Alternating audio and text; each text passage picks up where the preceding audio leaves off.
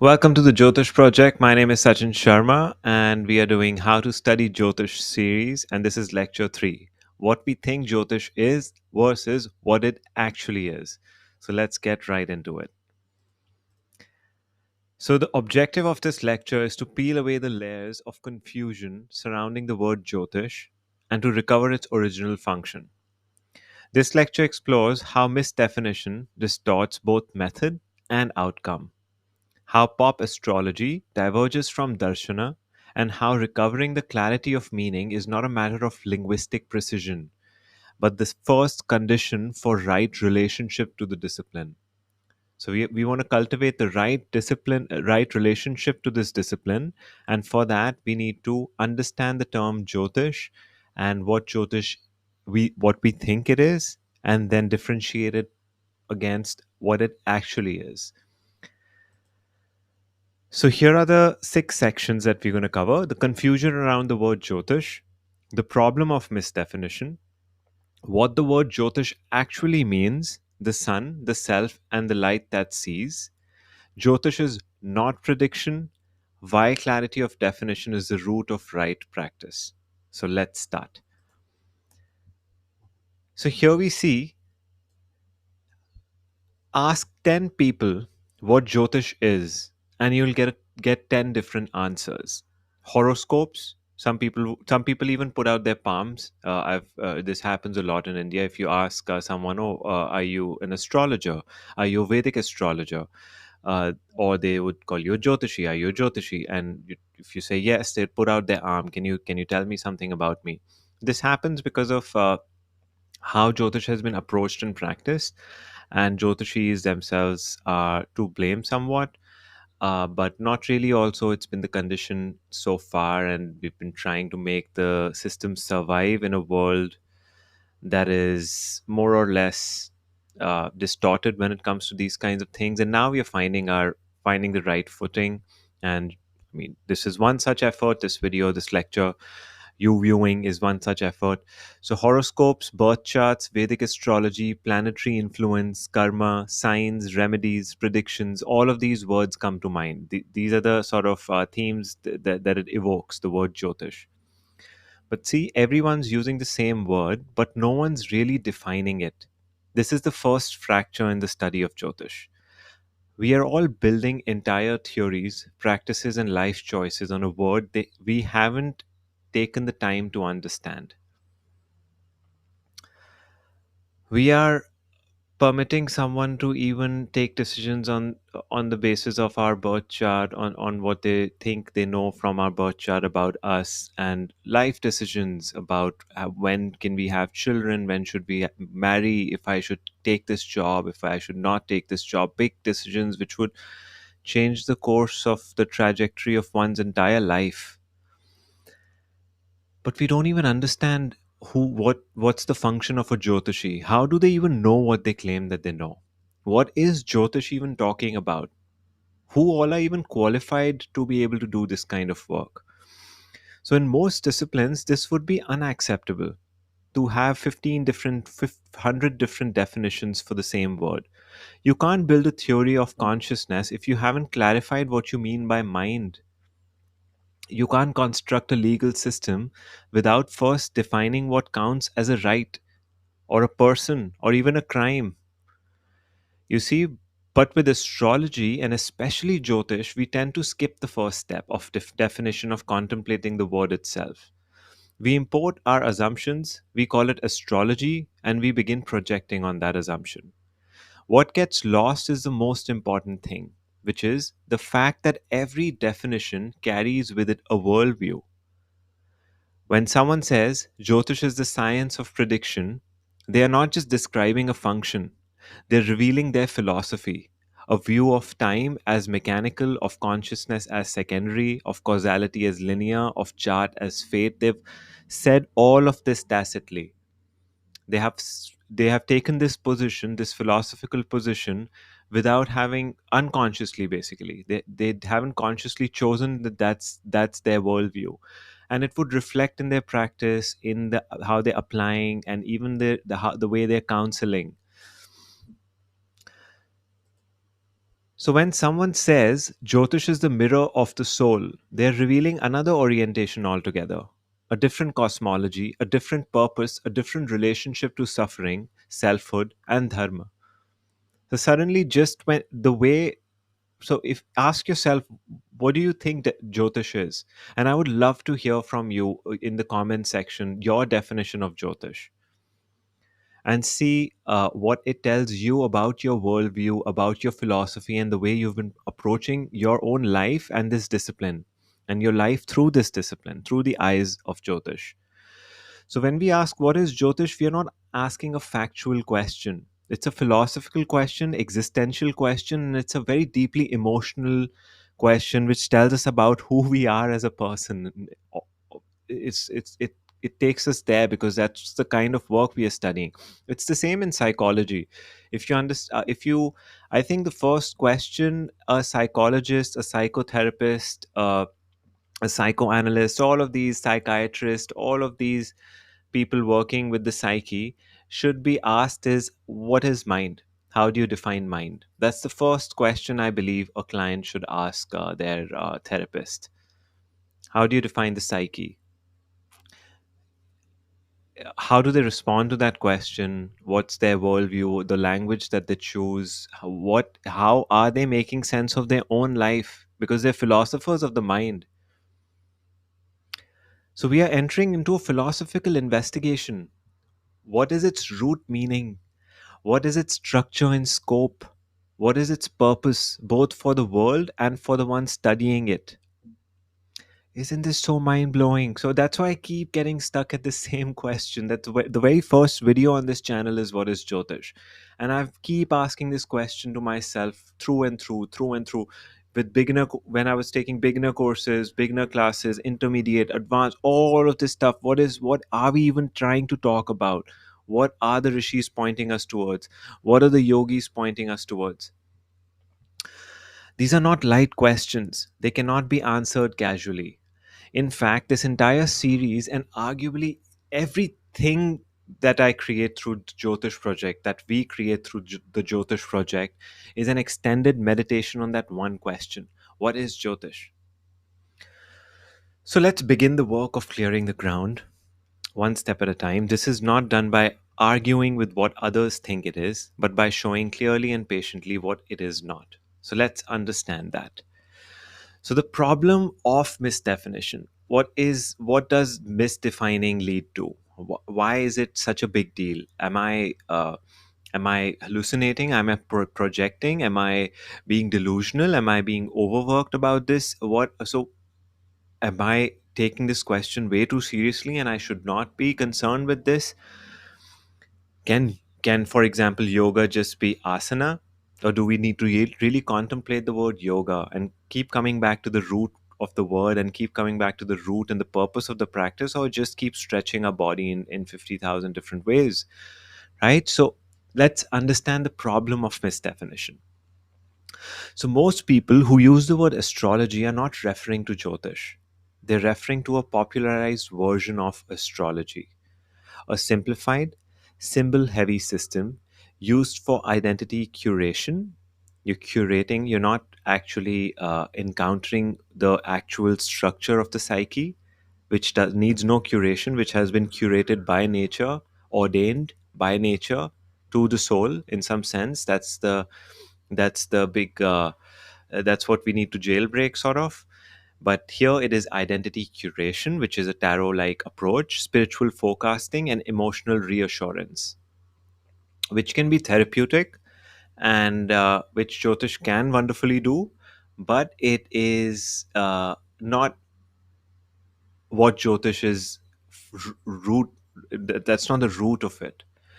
So, this version of astrology often revolves around sun signs, personal traits, romantic compatibility, and predictions of success or failure.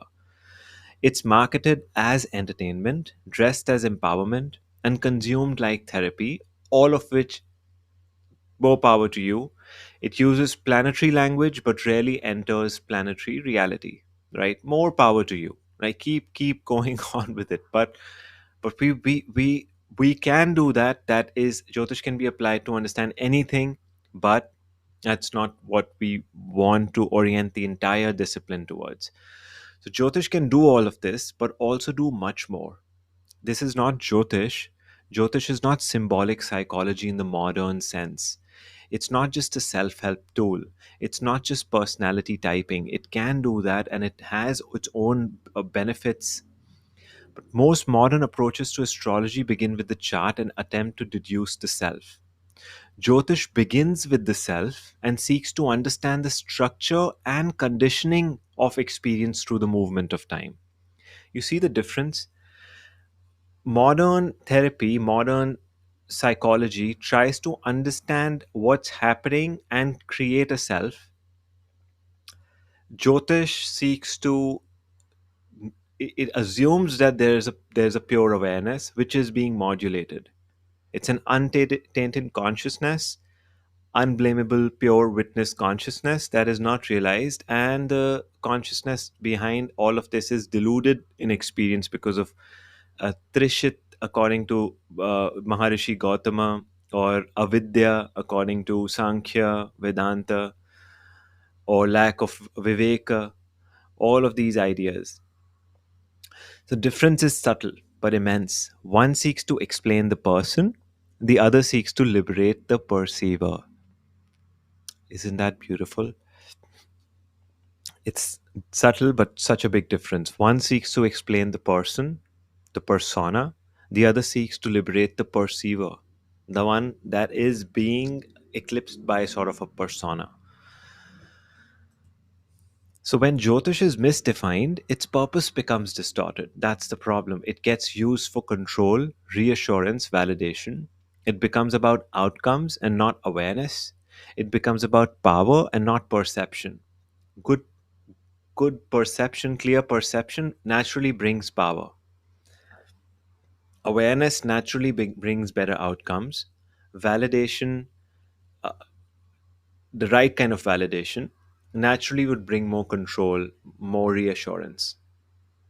You could look at it like this. Worse misdefinition creates misapplication. So when we misdefine it, now the entire discipline, the trajectory of the discipline starts. And misdefinition can be just a little bit. But over the course of 10 years, 15 years, 20 years, 50 years of scholarship, the discipline has strayed away to another a whole new island, and it's being misapplied and misunderstood and stuff. So you see, even in the lack of scholarship video, which you can find on the channel, there also we had discussed how scholars such as David Pingree, Michio Yano, and have become the main voices. Their works have become, their scholarship has become that chooses the trajectory for the entire discipline itself. That's how Jyotishis have been looking at Jyotish itself, because what's been written by them. So other than that, we see shallow predictions without psycho spiritual context. It gets divorced from the literature within which Jyotish is uh, grounded, or the literature that is grounded in Jyotish, you could say, because Jyotish is as old as time. So all ideas came arise from Jyotish in a way. It's the psycho-metaphysical underlying structure of earthly experience. Over identification with grahas or rashis. So we start saying, I'm a Leo, I'm a seventh house moon, not understanding the complexity and the entire system. Like, you're this entire system of all the grahas, you're not just this one position. Prescriptions of magical remedies instead of careful karmic analysis, instead of self reflective, self inquiry work. The meaning of the word karma itself, the word karmic, what does that even mean? How to analyze it through Jyotish. But we are prescribing remedies before we understand what we are even remedying. Do we even need to remedy what we are remedying? Does it even work? And a growing crowd of confused seekers who mistake information for insight. So you see Instagram, YouTube, TikTok, all of these platforms filled with so much information, and it's okay, I guess. But is it making Jyotish progress in any way? So let's be clear that not all astrology is Jyotish. And even within Jyotish, not all approaches honor the depth of the darshana. Not all approaches even see it as a darshana, as a philosophy. Jyotish is not even given the status of a darshana, though it is. I believe this is lost over the last couple of 100 years, or 1,000 or 2,000 years maybe. But it is a darshana. If we want to recover its true purpose, we must begin by recovering its true meaning. And to do that, we must return, as always, to the root. So, whenever it gets too crazy, go to the eye of the storm, go to the root, go to the first principles, and we build from there. What do we know for sure? What can we establish as a basic philosophical presupposition, something that holds true regardless of all the variables? So, what the word Jyotish actually means. So, let's get into the root now. So, if we want to understand Jyotish, we must begin not with what it does, but what it is. And to do that, we must enter the word itself. So, Jyotish is derived from the root Jyoti, which is a Sanskrit term meaning light, radiance, illumination, all things that are related to visibility. The principle of making that which is unseen seen. But this is not light in the physical sense alone. It is not merely the twinkling of stars or the brightness of celestial bodies. It is a light that makes perception itself possible. That's making the thing that is looking outwardly through the windows of your eyes, through these two sockets, the thing that is getting the experience of light, that which when you sleep, that which is aware that it is sleeping, that which gets uh, the th- thing about the dreams, that within which dreams emerge. That's Jyoti. So the light that allows experience itself to arise. Jyotish then is not about planets, it's not about grahas. It is about that which allows the structure of experience to be illuminated through time, through space, and through attention. So attention flowing outwardly is attention which is the Jyoti flowing outwards. Attention moving inwards, focused, starts becoming light again internally, because externally it's light everywhere. Internally, when you pull it inward into your dhyan, you start through abhyas, you get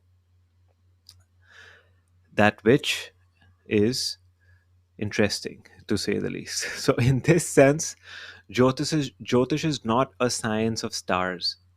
That's what you'd read. Like if you look at any scholar speaking of Jyotish, astrology, astronomies of the world, ancient astronomies, that is, they always speak of it as Jyotish is the science of the light or the science of the stars, and it's a science. It's a method of seeing. It's a discipline of seeing. It's a discipline of sight, the right kind of sight, cultivating sight, and of what structures are we seeing, are being seen.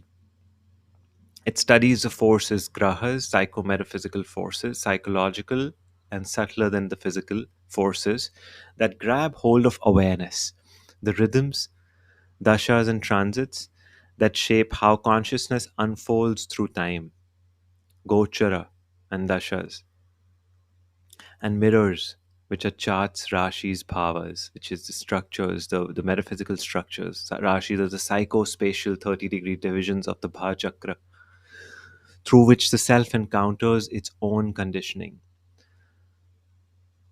So the self encounters its own conditioning by reflecting it through the Jyotish, through the knowledge of Jyotish. It realizes it's the prarabdha it needs to grieve and go through, whether it's pain or pleasure.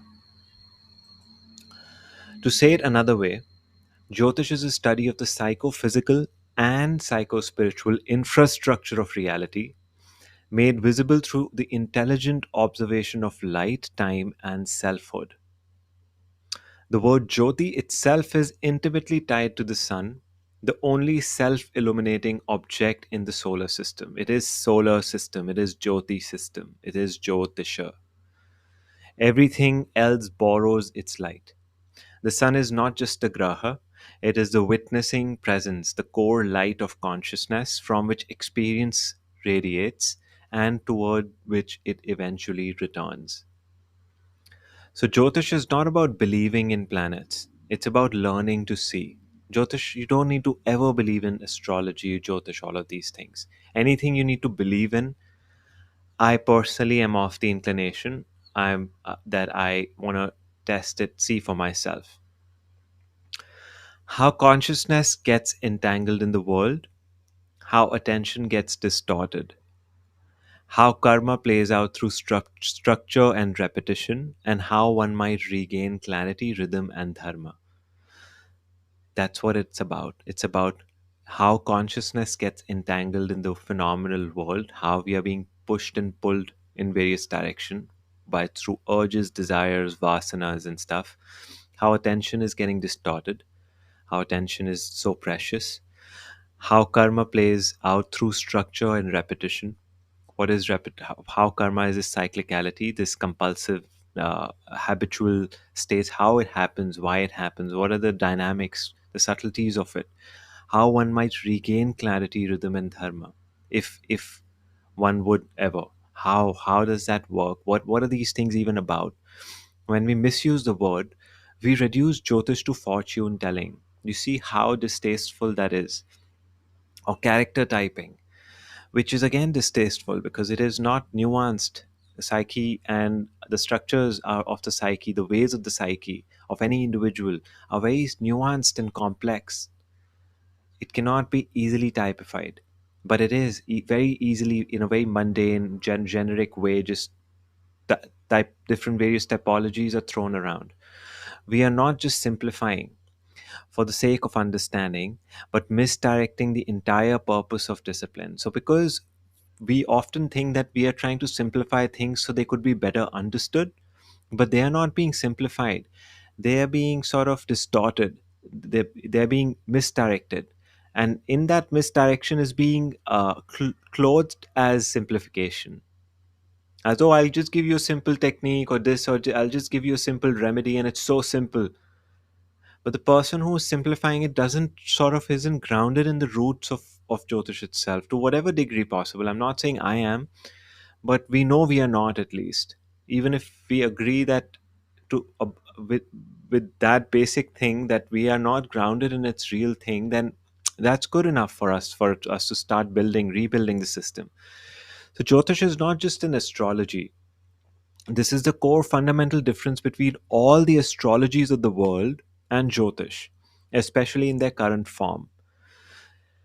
Jyotish is the illumination of the structure of experience, the movement of time, and the entanglement of the Atman.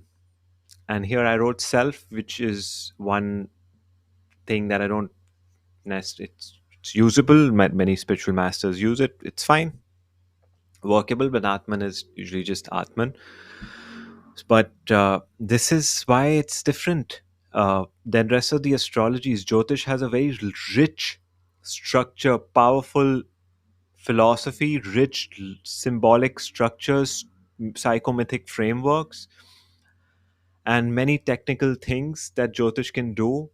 Many sort of avasthas, various dashas, Shayanadi avastha, Lajjatadi avastha, Jagradadi avastha, Baladi avastha. So many avasthas are there, and it's such a rich system. None of the astrologies in the world compare to us, to our Jyotish, our beautiful Jyotish. Because Jyotish, the epistemology of Jyotish, how we know what we know in Jyotish is yogic. And maybe it was available, maybe that wasn't the emphasis, but for this part of the world it was. And that's why Jyotish, as we see, is extremely profound. It's just mind blowing. So now we discussed something about the term Jyotish, Jyoti, the self, the sun, and the light that sees. So, to understand Jyotish, we must understand the sun not as a celestial object, but as a principle. So in most modern cosmologies, the sun is a burning ball of gas. We live in a dead universe as per the rationalistic reductive scientific method of the West. In Jyotish, it is even the East of the world at this point. So in Jyotish, it is something far more fundamental, foundational. It is Sarva Atman. That's what's said. Sarva Atman cha divanatha. Manaha kumud bandavaha. Then it says Sattvam kujo buddhe prok buddha buddhe prokto vani pradayakaha. Something like that. Which says which says that the sun is the Atman of everything, the underlying unity consciousness within all, which is an astronomical fact.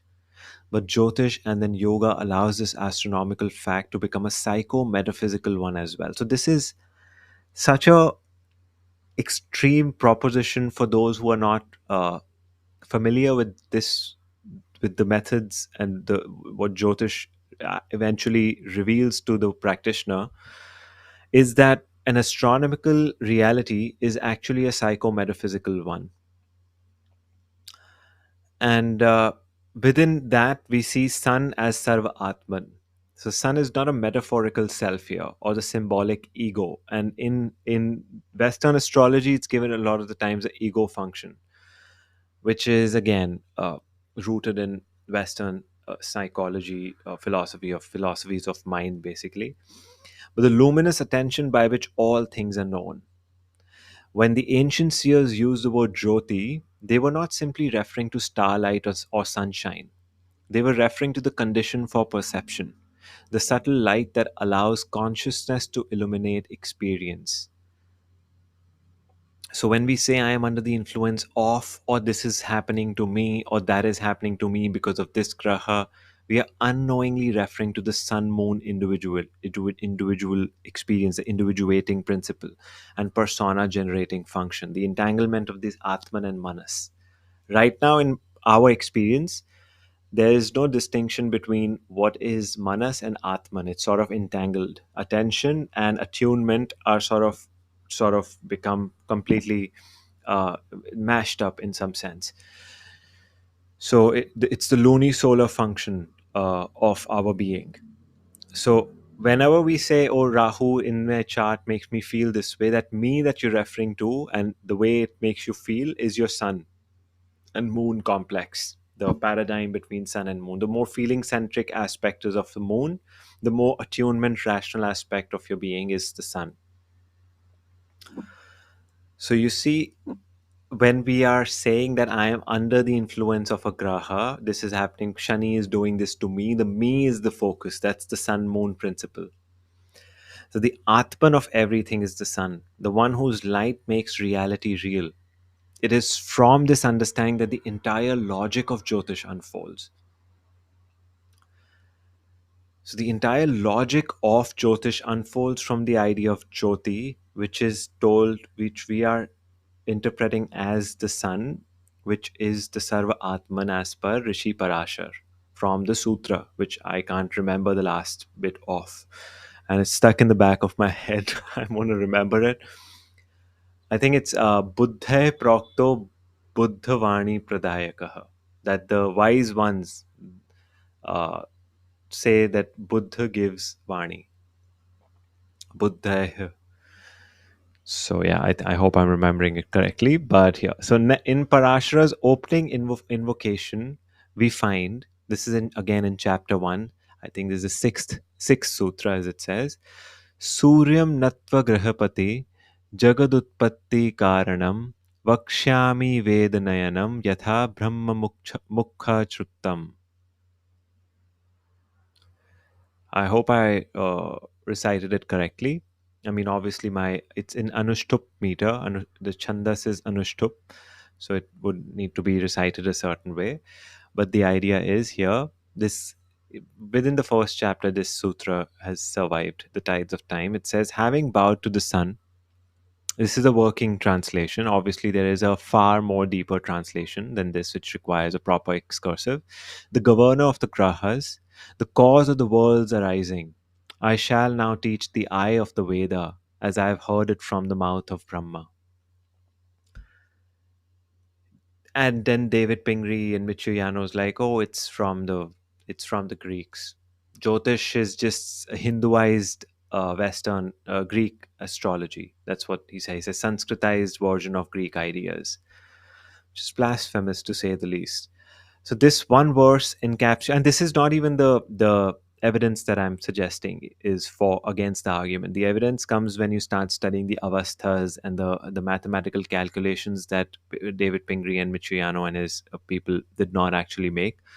When you get into those, you really realize that Jyotish has it's completely indigenous. It has no relation to the rest, and the epistemology is completely different than what's available to any other astrology in the world, to say the least. And when you read like any other astrology text of the West, even Middle East, Ibn Arabi's work on astrology, who was a Sufi master, anyone's, you realize that their ideas are moving a little bit in the right direction, but what they're actually putting their finger on is a bit distorted, is a bit broken. So the sun is not merely the first graha, it is the Jagad Utpatti Karanam, the cause of manifestation itself, of our local little light illuminated section of this void that we live in. That's the little, when we open our eyes within this massive vacuum, we're given this space to live our life, to perform our karma. We're given this bhumi. To bow to the sun is to recognize that light is the condition for both being and knowing.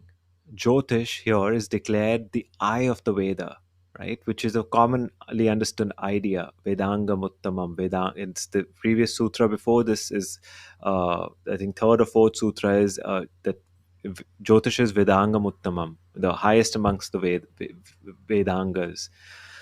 So it's declared not an appendix or application, but a vision organ, a means of perception born from the highest source, which is Brahma, which is the creative principle.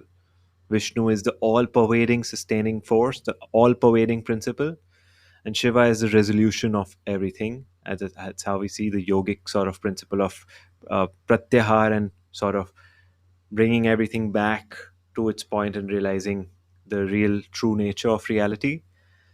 Brahma is sort of the deluding principle, the elusive principle of creation that creates the creation for the source willed it, or whatever, however they put it, whichever way you want to understand it. So, in this view, the study of Jyotish begins with reverence. It begins not with data, but with the attention that makes data meaningful. We are not starting with speaking about rashis and grahas and bhavas. That's how all Jyotish courses are started. All teaching in Jyotish starts with giving data and information. Build, draw a birth chart. Oh, this is your graha. You're like this. Here, your Mars in fourth house. You're like this. Saturn in 10th house. You're like this. We never see Suryam Natva Grahapati Jagadutpatti Karanam. That's profound. We need to just sit with that for probably few weeks. In this view, the study of Jyotish, though don't do that. As in previous lecture, this is the mistake that I made in a previous lecture. I specifically made emphasis on the first lecture, especially that don't go too slow, go fast. Don't keep sitting with Jagadutpatti Karanam. It'll keep coming back to you as and when it needs to. That's the mistake that I made. Anyway, it begins not with data, but with the attention that makes data meaningful. It is not a discipline of technique alone, but of aligning one's vision with the source of all seeing. It is about aligning one's vision with the source of all seeing. So ultimately, we want to be Dvij. We want to come from the source of the sun and then perceive things more objectively. The less we are deluded in the manasik and graha sort of illusory sort of lunar system, The more solar we stay, the more objective our capacities remain. The more we can access the moon, empathize through the moon, access grahas, but we don't leave our center. We don't abandon the source easily. There's a lot to be said just about that.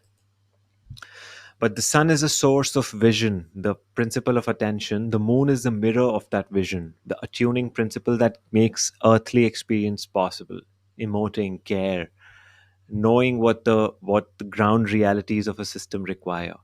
The sun is the king, and if the king doesn't have the right moon, then the king is just giving what it feels should be given according to its own inspirations and vision. But moon gives it the ground attunement of the system, of its kingdom, to know what's required by whom and how to give that.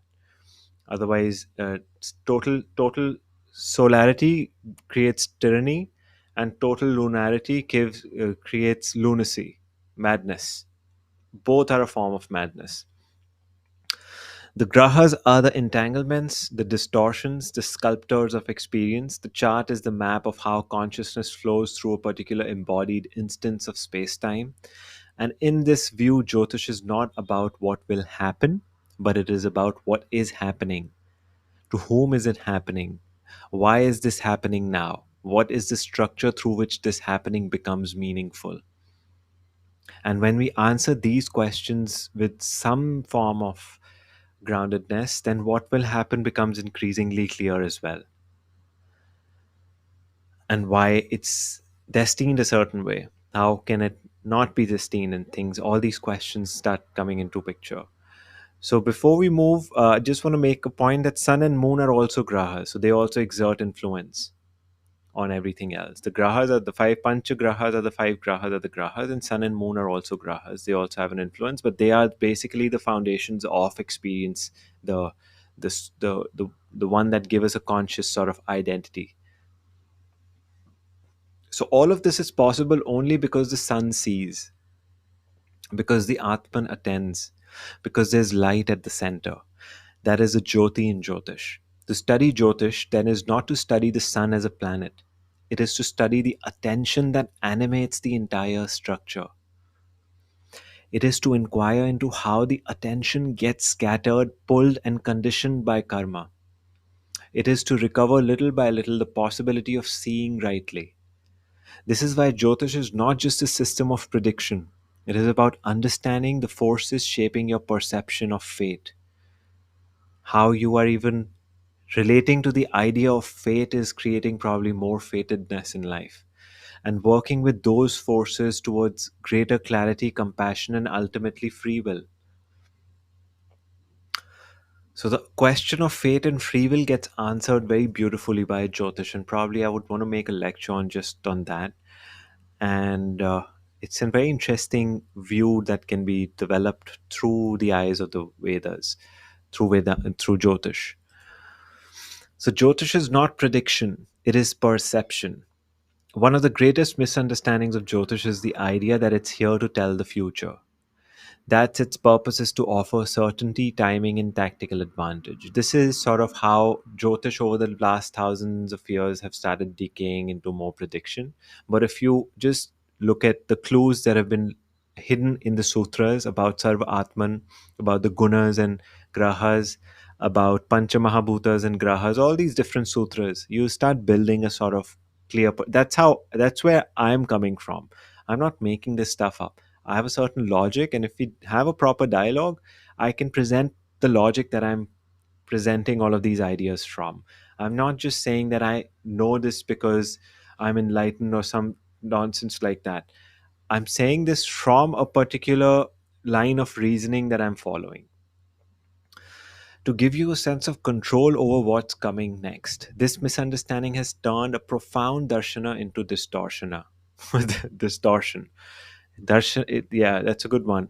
Jyotish has become a distortiona, not a darshana. Something, it's a bad one. Something to consult in times of fear, something to manipulate for gain, something to outsource your responsibility to. Sometimes we need to do these things, which is okay. No judgment. I probably will have to eat my words at some point. This happens all the time. It's okay, but still we somehow you feel, also, that we're probably on the same page here, that it's not, this is a misunderstanding. It can be used in times of fear. Jyotish helps. It can help to manipulate things for gain, though I don't know to what extent this is possible. Probably manipulation itself is encoded into the system.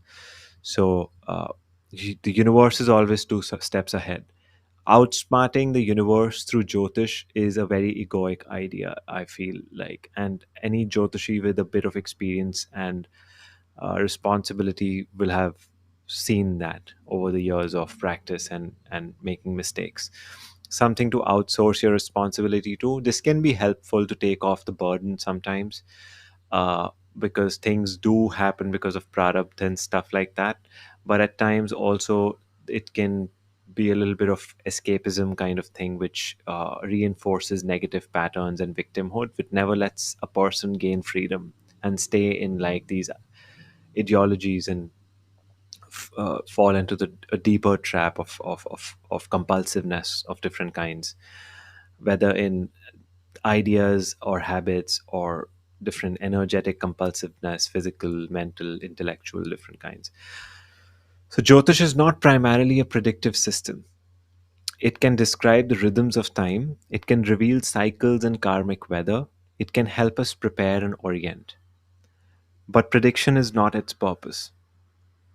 It can do these things, it can describe rhythms, and it does so beautifully. It should describe the rhythms of moon, sun, lunisolar rhythms, grahaic rhythms, different ways society, culture, individuals are sort of taking shape, how things are moving in this sort of Ferris wheel, mad Ferris wheel that we are on. It can reveal cycles and karmic weathers, different kinds of situations come up for different reasons, and prepare and orient us so that we are not shocked. We are sort of, in a way, just like uh, sort of weirdly surprised in some sense, that oh wow, fascinated in some sense. But prediction is not its purpose, as its foundation. So what is the purpose? Its purpose is perception, a refined, clear, courageous perception of the structure of your experience. Structure is an important word, that's why I keep saying it. It's such a profound, like, it's the psychostructure, it's the structure of the psyche. This is a philosophy of of the mind that you can pratyaksha, directly experienced through the study of Jyotish. It is not another concept. It's not conceptualization. It can make any other concept of any other psychology or psychotherapy school more clear and more grounded, whether you are doing CBT, DBT, any kind of therapy, gestalt, or you're doing transactional analysis, or all of these thousands of modalities that we have right now. It's the Jyotish is not another modality. It's within which modalities arise. It can work with any system, because we're studying the underlying structure of reality itself. And we don't need to believe in this philosophy of the psyche. We need to practice Jyotish and realize it for ourselves. We just see, oh, this is so true. So how is this true? What does this mean if this is true? Things like that. The structure of experience, the forces shaping your attention, the patterns inherited, repeated, and relived, the possibilities available given your inner and outer terrain. That's what it makes clear. That's what we can perceive through it. The structure, the forms that create the structure, the patterns that create the structure, the possibilities given by the structure. It is actually these things that, when play out unconsciously, become the source and reason for our predictability. This is a very important point, and this probably requires its own lecture. It is actually these things that, when play out unconsciously, become the source and reason for our predictability. We become predictable because we are unconscious. The more conscious we become, the more center of the soul, the more solar system we become, the more Jyoti of the Jyotish we become, the more we see how this is actually, obviously this would happen. It's not that why am I predictable, why is this happening to me? It's like, oh, I drank 50,000 glasses of water and my stomach hurts. Huh, of course it hurts. You see, so when we see all the things clearly in some, to whatever degree possible, things become obvious to us that that's the consequence, I guess. And it's sad as it is, but what else to expect if this kind of thing is done? It's not being done to me. I actually did it to myself in some sense. So coming back to like waking up, sort of waking up to in some sense. So in fact, prediction when used unconsciously can become an obstacle. It has for me, so I am speaking from experience. It can bypass self-inquiry. It has for me, guilty as charged. It can reinforce victimhood. It does all the time for me. It can anesthetize the very anxiety that would have led to growth. Guilty of all of these things, and that anxiety that is avoided is the anxiety that probably, if managed consciously, could have led to growth. That breakdown could have led to a breakthrough, but things were just explained away by Jyotish. So it has to be, the philosophy of Jyotish has to be given properly, and the study of Jyotish has to be done consciously and carefully. This is why so many astrologers fall into the trap of becoming oracles of fate. And that's the Western conception also. They were oracles, Oracle of Delphi and Oracle of that, and Mesopotamian oracles. And we don't want oracles. We want yogis. Jyotish wants yogis. Yogi can perform an oracle function, but that's not the purpose of a yogi. That's not what yogi wants to do. They probably run away from that if you meet a real one. So projecting certainty where there is actually conditioning, habit, and potential. We shouldn't project certainty where there is actually conditioning, habit, and potential. Potential is what's important. That's the hope. That's the jyoti. That's the light in the darkness. That's the light at the end of the tunnel. Otherwise, Jyotish gets dark because the philosophy is wrong, and then you're under the influence and you're a victim of reality. And so now you must please these grahas and worship them, and once they're pleased, they're going to give you amazing things. Otherwise, you're doomed. They have personal vendetta against you. All of these are false ideas. They're creating a lot of fear mongering. And Sri K. N. Rao, Professor K. N. Rao, sir, was profound. He's been very against Karmakand, and he gets a lot of heat because of this also. Though who can give him heat? He is a legend in his own right. He has established himself as a proper authority in the discipline because of all the efforts he's made. But Karmakand, which is these sort of rites and rituals to please grahas, is not. I'm not interested in that. That's not Jyotish for me. Prediction that does not serve perception is not Jyotish. It is performance, competition, and egoity, and that creates a lot of suffering. To practice Jyotish rightly is not to say this will happen. It is to ask, given what is arising, what kind of seer am I being right now? What kind of seer, what kind of seeing am I doing right now, given what is arising? What conditioning is active? What avastha is active? What thing is happening? What psychophysical rhythm am I in? What karmas are being touched? What is unfolding? And it's never always. There is no always. Though in deep, sad, sorrowful states, time seems to move slower, and we feel this will never end, and hopelessness takes over. It needs to, probably, so that the compression can happen for us to become reflective and find depth. But and that's why we ask what karmas are being touched, and then we know it's a phase. It's going to end once you've suffered the right way consciously. How might I respond rather than react? Which is a very cliched question, but it is cliched for a reason, I guess. It's a very good question. It has survived the test of culture. Is not bored of this question. How might I respond rather than react? It's a very ancient question, I guess. The shift changes everything. It turns astrology from an escape hatch into a tool for self reflection and eventually a lamp. You're going to carry this little lamp and do shadow work, do self awareness work, illuminate unconsciousness, potentials, and all these negative habits we have, rage of different kinds, all these different things we all have. Jyotish does not exist to relieve you from life. It exists to reveal you from reveal the structure of your living and to refine your perception so that over time You may see more clearly, choose more wisely, and suffer less unconsciously. So that's what it is for. It's not to relieve us. It's not here as a medicine, as a painkiller. It's just making us see the source of pain, the quality of the pain, the kinds of medicines. Ayurveda, Jyotish are mother son, mother child, mother daughter relationship. Jyotish Ayurveda can be seen as sisters as well. It tells us what kind of medicine we need to see, and over time, how can we suffer less unconsciously, choose more consciously, live as clearly as possible to whatever degree possible. So, why clarity of definition is the root of right practice? If we haven't established it so far, let's just establish it once more properly. Every discipline begins with a definition. This is not because definitions are fixed or final, but because they reveal the orientation of the practitioner. When you define Jyotisha's prediction, you're saying this system exists to give me control. When you define it as a symbolic psychology, you're saying this system exists to help me interpret myself. When you define it as a spiritual discipline, you're saying the system exists to guide me towards truth. Each of these carries implications about how you study, what you seek, how you counsel, and even how you live.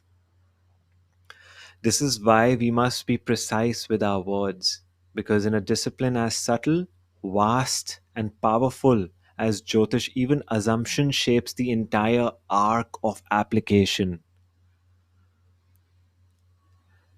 It magnifies into all kinds of distortions if we deviate a little bit, if we don't define things clearly. That's why I said, ask your therapist, ask your psychologist, how do you define psyche?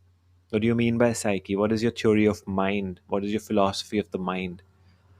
And because they're a philosopher, they are coming with a certain set of beliefs, and they're holding space for you, and they're having discussions, but they're guiding their questions. Everything will be unconsciously guided by their unconscious, and that unconscious needs investigation as well. So as much as the therapist is therapizing you, you must also be able to access some sort of clarity on the ways of the therapist itself. And this is true for everything, actually, if you look at it that way. Medical, like doctors, Ayurveda practitioners. How do you define Ayurveda? Some Ayurvedic practitioners have nothing to do with diet. They've focused nothing on diet. Met so many Ayurveda practitioners like this who have clinics and stuff in India. They just give prescribed medicines, and when you ask them what can I, they'll be like, it's fine, you can eat whatever, just don't eat like this. So basic rules, they'll be like, just don't eat after sundown, like once the sun is down and things like that. But other than that, they would, if you ask them, should I eat this fruit, can I eat oats, they would not ask you about allergies, things like that, none of that. So define Jyotish rightly is to protect its integrity and to protect your own process from being hijacked by unconscious desires, cultural projections, and spiritual shortcuts. There are no shortcuts. There are no spiritual shortcuts.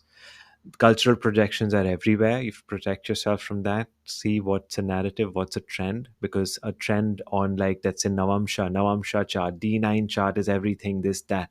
There's no discussions on Navamsha. Right now, there's a transit trend. Everything is about transits in Jyotish. This transit predict future, that transit predict future. Different trends will come, and they'll make you focus on what the idea, what Jyotish is all about. But we have to steer clear of, steer away from that. Unconscious desires of all kinds of, how do I want to why do I want to become a Jyotishi, why do I want to study Jyotish, and all different kinds of desires around that. A clear definition anchors your study, clarifies your intention, filters out confusion, and ensures that the system teaches you rather than you trying to manipulate the system. But the system itself needs to have some clarity, but instead of manipulating the system, which happens all the time, you start you don't use the system correctly. And this happens a lot also, right? We hear something, has happened to me at least couple first few years of my studies. I would hear something on YouTube, We're looking for techniques because the system is failed, right? So we're looking for something like, oh, Saturn in the sixth house, it's this. You found a technique and you start applying it. It's not true. It has to be ground up, it has to be understood carefully, it has to be built properly. Don't technique, what's it called? Uh, Salvaging? What's it like? Don't look for techniques, extracting techniques from these broken parts and stuff and trying to figure out a system. It's all YouTube clickbait. Without clarity of definition, we mistake information for insight. We confuse complexity for depth. We chase remedies instead of recognizing the structures we ourselves are caught in. But when we take the time to ask what is Jyotish, we begin to uncover what it actually offers: a luminous map of the entanglement of consciousness in time, a method of tracking karma not to avoid it but to understand it, a system of it cannot be avoided. A system of self inquiry grounded in nature, rhythm, and revelation. Why it cannot be avoided is because even enlightened beings couldn't avoid it. The way they went through it might be different in ways that I probably do not understand. But even being enlightened, it was said that forgive them, Lord, for they know not what they're doing. They were doing something.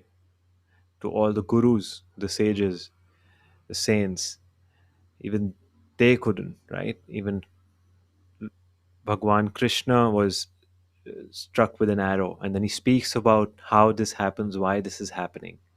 He speaks about something so profound, Satkaryavad, a system of self inquiry grounded in nature, rhythm, and revelation. A darshana for those willing to let their seeing be reshaped by light. This is not the astrology most people are looking for, but it is the one worth studying. This is the Jyotish, which is just, I'm so inspired by. I love it. I'm obsessed by it. I want you to get obsessed by it if you resonate with these things and use it. And I want us to have like a better experience of life, conscious experience of life to whatever degree possible for us. And this is how to study Jyotish series. This is the third lecture, and I hope it's again a long one. I hope you enjoyed and really understood what Jyotish is and is not, and why we should define it correctly, and which astrology, which kind of Jyotish is actually worth studying.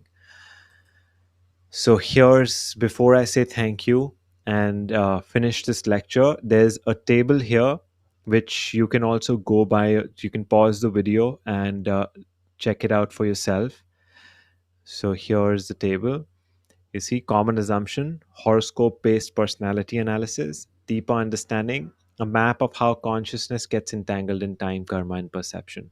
So all the ideas we've discussed in this entire lecture are given in this table. So you can screenshot it, copy it, do whatever with it. It's freely for everyone to use. There's no this thing.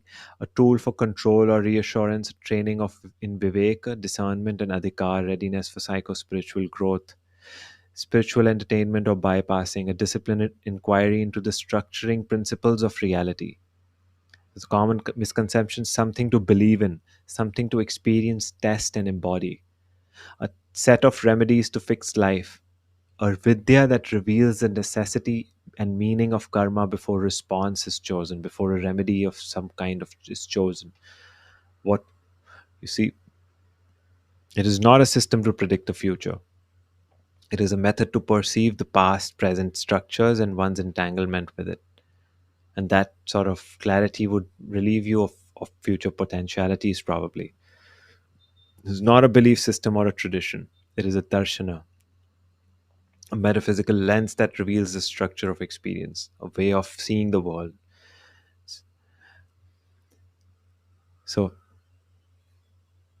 spiritual personality typing. I am a Leo rising. No, a psychostructural influence of grahas and bhavas and rashis on attention and embodiment. So you can just look at this table in your own time. So thank you so much for being here, for listening to me, to listening to Jyotish to whatever extent, and I hope this was helpful in some sense. And if you're still here, you're amazing. You have a lot of patience. I'm so happy that you're still here. I will see you in the next lecture. Thank you so much.